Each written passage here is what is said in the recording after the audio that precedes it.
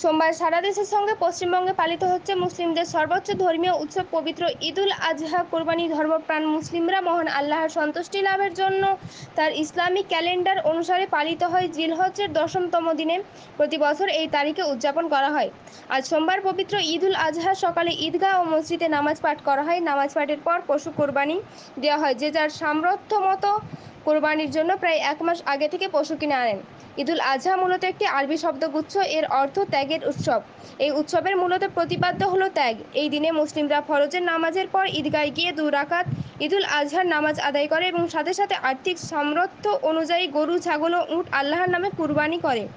ঈদুল আজহা হলো সারা বিশ্বের মুসলিমদের মধ্যে পালিত একটা উৎসব। হযরত ইব্রাহিম আলাইহিওয়াসাল্লাম আল্লাহর প্রতি তার দৃঢ় বিশ্বাসের কারণে যে আত্মত্যাগ করেছিলেন, তার স্মরণে ইসলাম ধর্মের মুসলিমরা হযরত ইব্রাহিম আলাইহিওয়াসাল্লাম কুরবানিকে সম্মান জানাতে আর্থিক সামর্থ্য অনুযায়ী একটি গরু, ছাগল বা উট কুরবানি করে।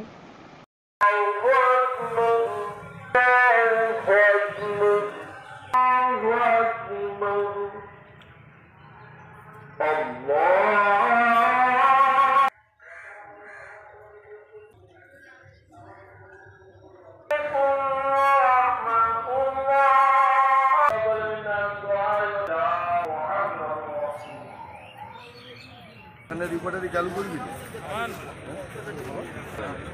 একটা যে